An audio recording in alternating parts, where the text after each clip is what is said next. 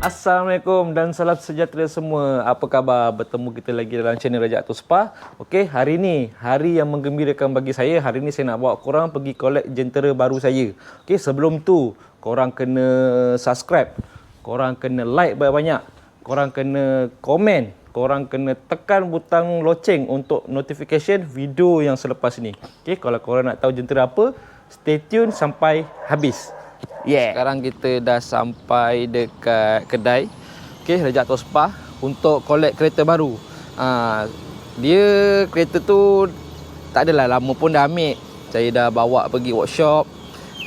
Lepas tu dah settle kat workshop, saya hantar kat kedai, cuci, detailing, coating semualah. Jadi semuanya dah siap. Jom kita tengok kereta apa. Jadi dah bersedia ke belum nak tengok kereta baru saya? Alright. 3, 2, 1. Tada! Okey. Nampak sama nampak sama. Tapi kalau diperhatikan betul-betul, tak serupa. Tak serupa. Okey, nombor plate pun lain. Kita buat 360 tour dulu. Okey. Kita pusing keliling, tengok.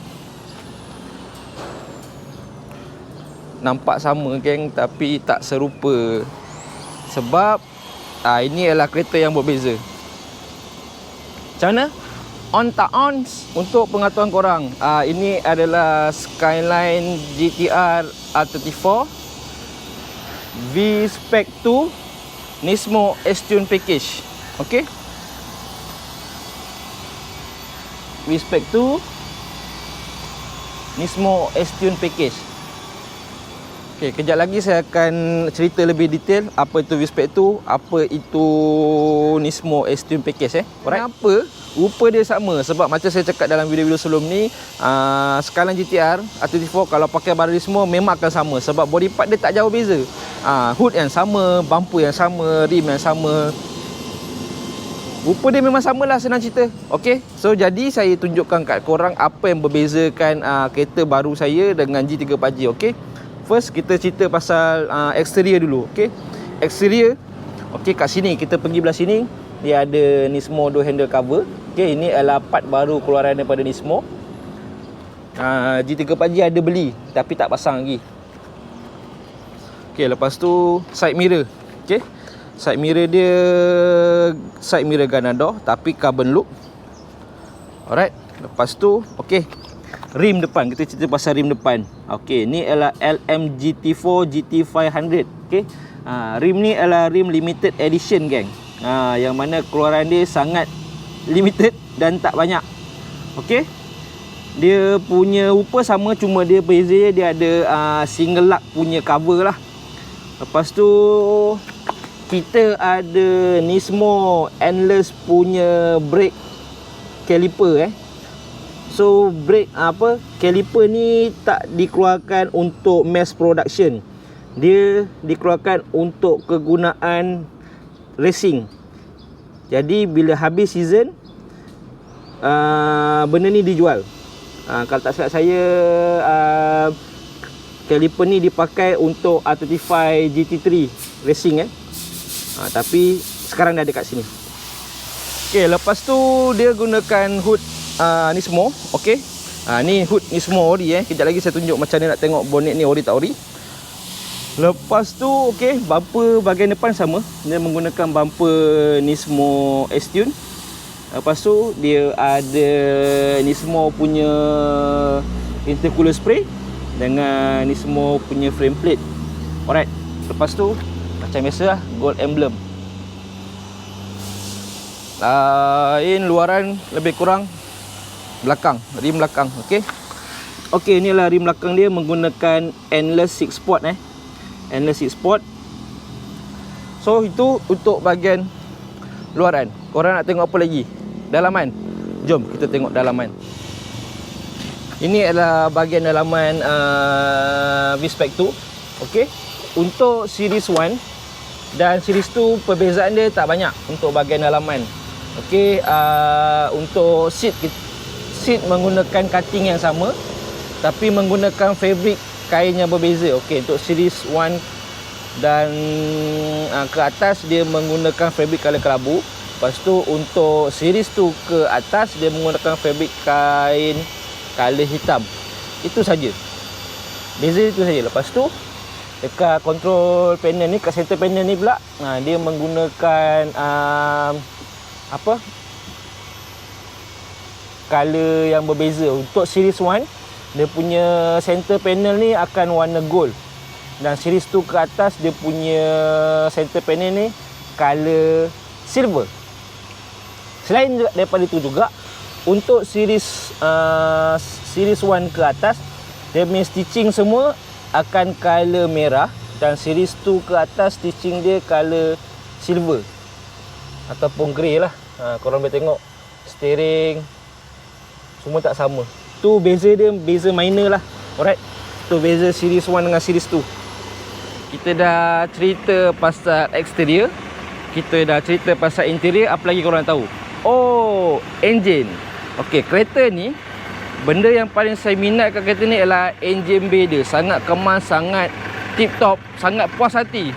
Okey, sebab itulah, itu antara salah satu faktor yang besar kenapa saya ambil kereta baru ni. Inilah rupa engine bay dia. Ta-da-da. Penuh dengan barang Nismo, geng.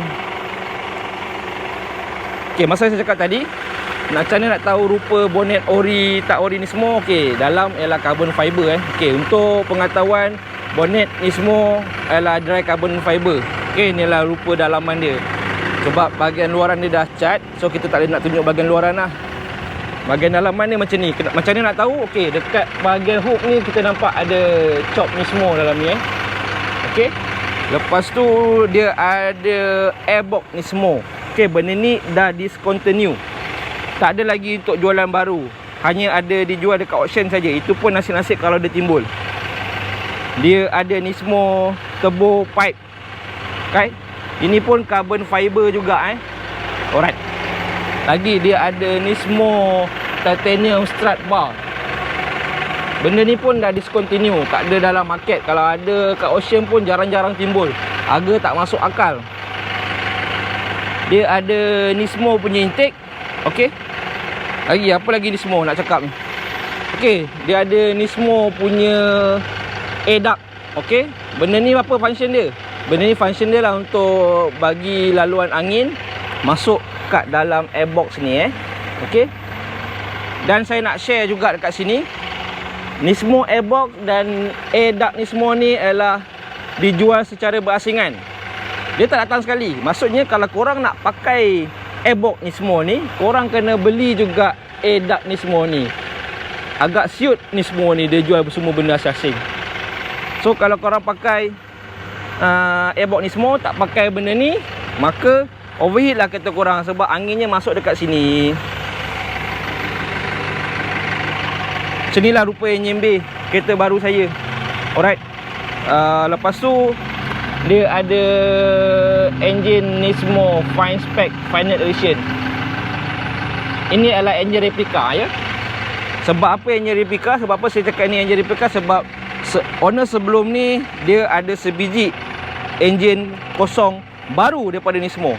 Atas crate lagi, tak pakai. Jadi sebab sayang nak pakai engine ori Nismo tu, dia replikakan engine tu, letak dalam ni.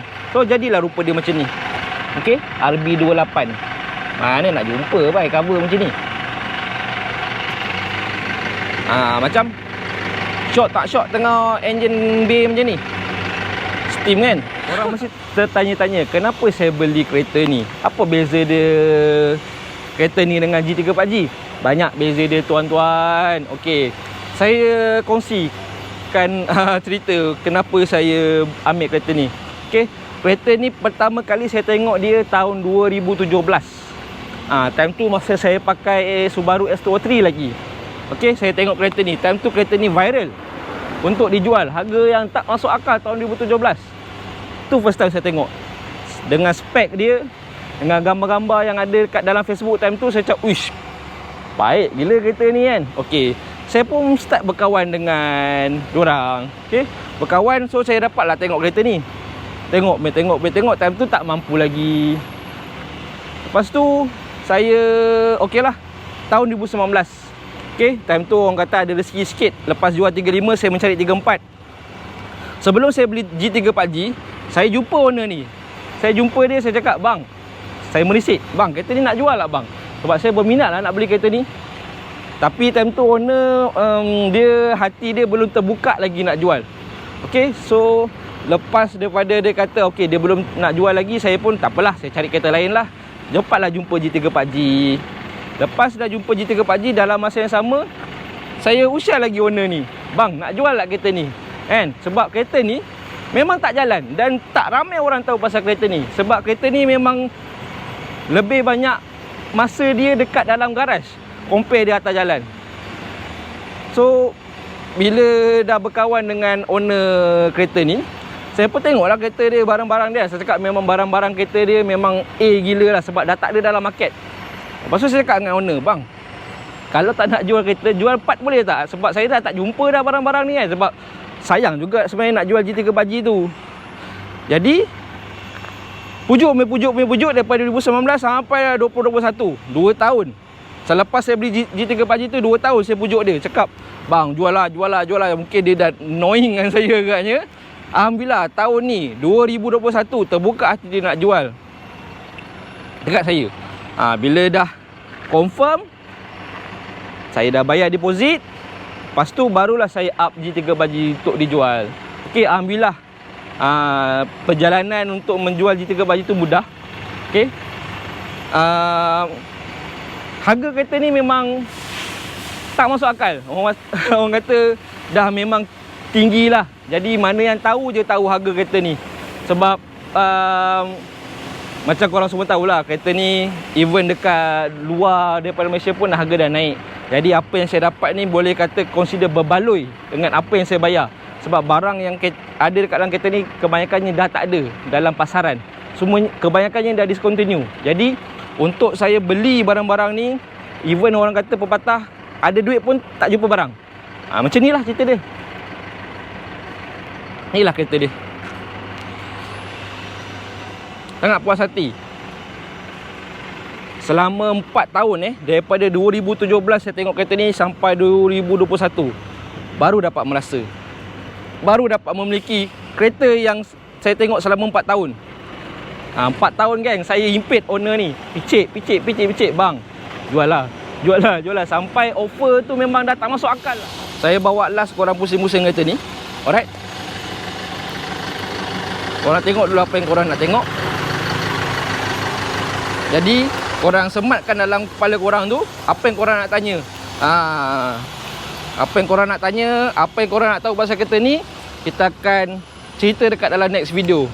Jadi tengok kereta ni balik tadi.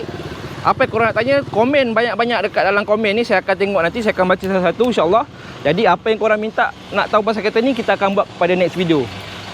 Jadi macam biasa, jangan lupa subscribe, like, komen dan tekan butang loceng untuk notification video baru pasal kereta ni. Alright, sehingga kita bertemu lagi. Assalamualaikum dan salam sejahtera.